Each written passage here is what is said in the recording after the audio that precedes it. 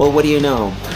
We're all here, we're still here, and we're thankful about that. And one of the greatest things about everything going on in our lives is that we have the option to do something positive and creative, and that's the reason why you're here.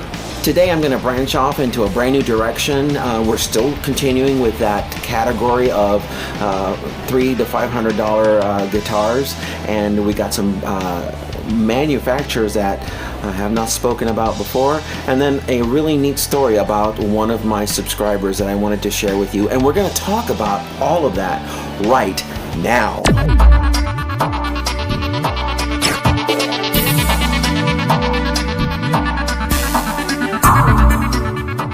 Hello everybody, and thank you all for joining me here again on Bass Chops for Beginners. My name is Jose Cruz, and I am so thrilled.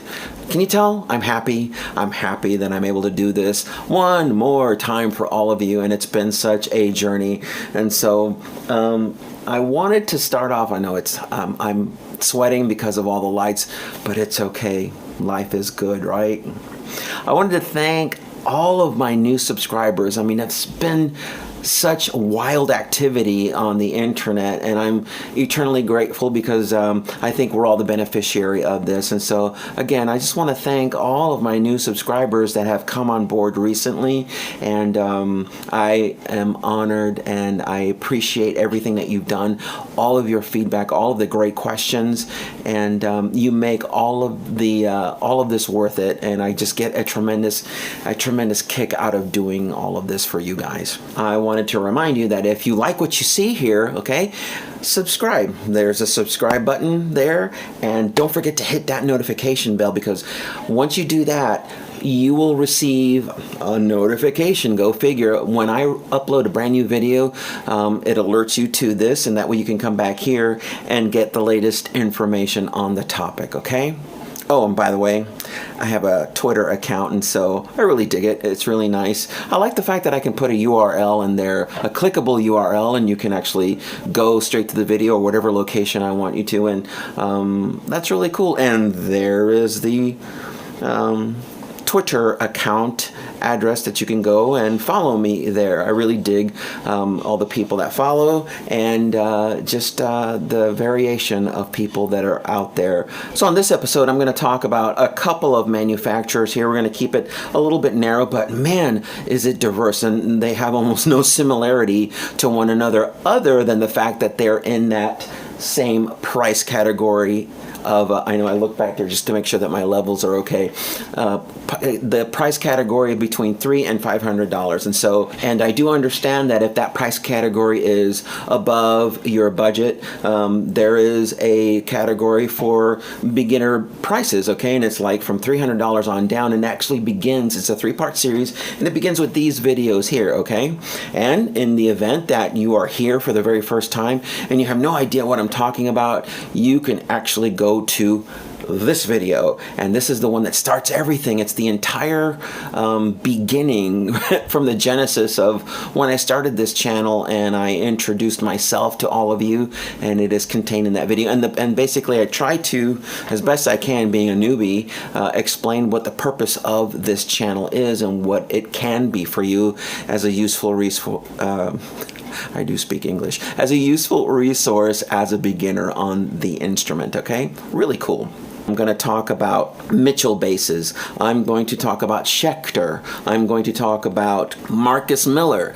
And I'm going to tell you a really interesting story regarding one of my subscribers about Cort basses. So this first category, or this first manufacturer, is Mitchell, okay? And you saw me playing one of these. This was the entry-level Mitchell in the previous price category, and I really loved it. I was impressed beyond, I was over the moon, because I'm like, my gosh, this thing is very affordable, and it plays so nicely. Whoever buys those entry-level Mitchells are going to get a lot of bass for the dollar. Well, they make something in the intermediate price category, and I'm not surprised. If you really like what they're offering in that first category, you're going to absolutely love what's here. And the one that I found is the Mitchell TB500. Okay, there it is, and you can see that it's pretty much like a precision bass like instrument, but it's got all the really nice touches on there. Really nice fretboard on there. That bridge, high mass bridge, right, from the factory. Good electronics on there, very well balanced, doesn't weigh a ton. It's not a boat oar in your hands, so it's easy to play, but it's made out of better materials as opposed to its lower priced companion in the previous category. So give that one a look at if you can. I really like it. I like the starkness of that pickguard. It's like, here I am. The next one I'm going to talk about is Schecter guitars. And so my experience with Schecter is being a fan of the band The Who from Great Britain. And the guitarist, Pete Townsend, played a Schecter. He was one of those few guys out there who was like, you know, one of the top artists that played Schecter, and he actually played a Telecaster copy that they make. But when you look at Schecters, they're unique unto themselves because they're just so well made, and they actually introduced their line of guitars in the intermediate price category. And so I'm going to talk about a few of them here, and the next one that's on the list according to my notes is the Omen Extreme. And what I like about this guitar, if you look at that, it's that black cherry finish. Sexy, right? The next one that it's not in any particular order is just the Omen, okay, Schecter Omen, okay, and that one I have here in just black.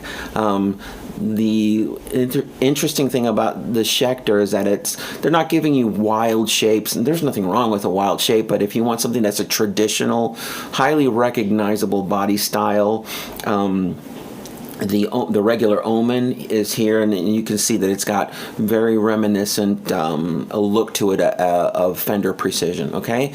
And so again, because of who makes it and the materials that they use, you can see that it's a very well made, it's top quality stuff on there, and it's in the intermediate price category, okay? The next one from Schecter, and the last one that I like, of course these are all the ones that I like, is the Stiletto Extreme. And what's interesting about that guy is that the Stiletto Extreme, like the one before it, the Omen Extreme, has the same body paint style, and it's that black cherry.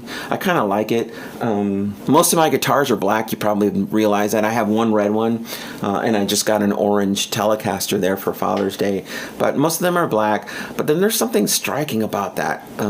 It's like a burst, like a cherry burst. I like it. The next manufacturer here is almost like invisible. Only, you know, the people that are in the industry and top musicians are aware of these guys, but it's very rare that you go into like a music store, like one of the big retailers that has thousands upon thousands of guitars in their inventory, and they may have like a couple of these, if at all, and that is the Marcus Miller basses. Marcus Miller, those are really nice, and the one that you see here is the what I like about this one is the M24 in transparent blue. Now the ones that I'm showing you here, there's like 4 of them, but there's only 2 classes of Marcus Miller basses that are in this price category, and it's the V3 and the M2 line. And so this one here is the M24 for the 4-string, but in transparent blue. I picked this one because it reminds me of my Schecter.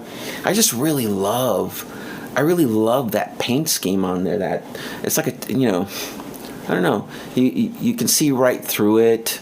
The polyurethane, and then you see that really light translucent finish on, and look at that stunning fretboard. It screams, look at me, right? It's beautiful. I like it. I wish I had one of those. Okay, but I have my Schecter. It's the closest thing to it. I get it. I like this one because it reminds me of my Schecter, so there you go. The next one that Marcus Miller makes is the V34 in black. And there it is. I like that one. It's, again, more more like precision style as opposed to the other one. The M24 is a unique design. I like the cutaways on there. They're sharper. This one here, the V34 in black, is more like a precision bass design, but still worth every penny if you can get your hands on one. Some of these guitars, like I said, you can't even see them on the retail store. You have to special order them,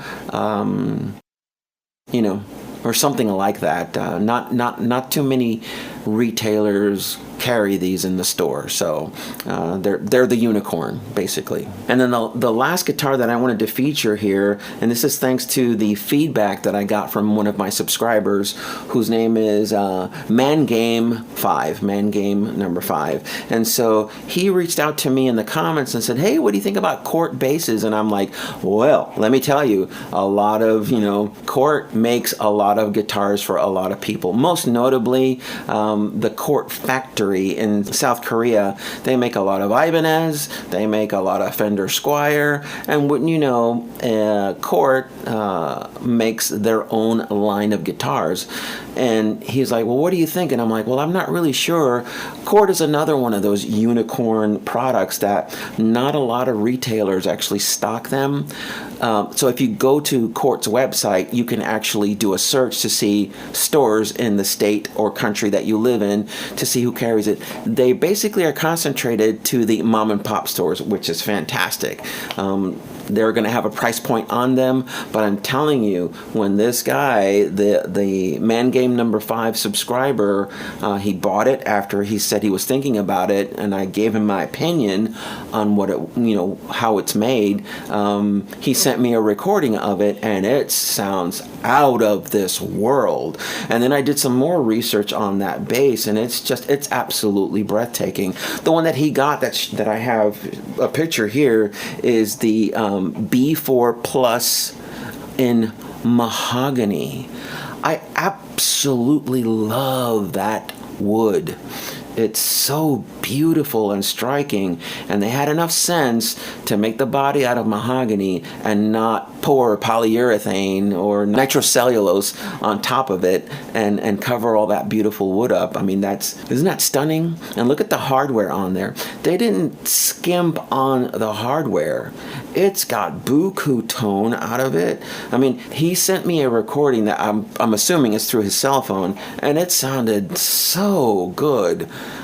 He just bought it brand new, and I was like, wow, I have to feature that bass on this channel. And so if you find yourself in a place that has them, try one out. You may be surprised. I don't think you will be, but it's definitely worth you looking at and acquiring. It's absolutely beautiful. I mean, it's intermediate price, To me, it's actually worth more than that. I'm sure they have, in fact, I know they have the next category up that we're going to talk about in a later video. So tell me what you think. Isn't that cool?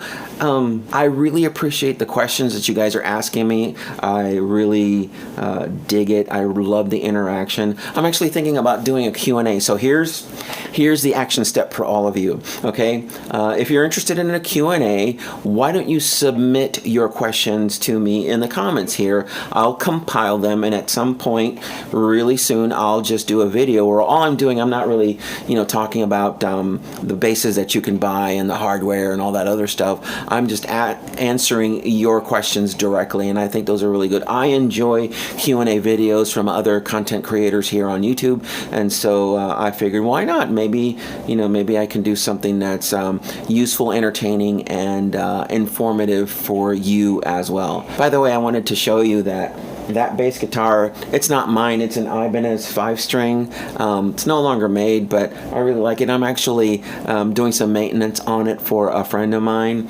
and along with it, my Father's Day gift down there, which is a Telecaster made by Squire, Fender Squire, made both of those guitars made in South Korea, and they're absolutely just drop dead fantastic. That bass right there would fall into the advanced category in prices, and so even though they don't make that anymore, Ibanez does make the next level as well, the next price category, which I'll talk about. But the reason why I brought that up is that the song that you're going to hear at the end of this video is me performing a song by a Norwegian band called Pagan's Mind, and the song is Eyes of Fire, and it's with these two instruments. Okay, so I hope you enjoy it. Listen, do something really cool. Be positive, be creative, right? That is the choice that we all make. We make that choice to do something positive and to be creative and to make things better, not only for ourselves but for everybody else, okay? So do that. Submit your audio to me. I would love to hear what your bass guitar sounds like, all right? And so there you have it. I'm going to end this video like I did on the last one. Wash your hands or die.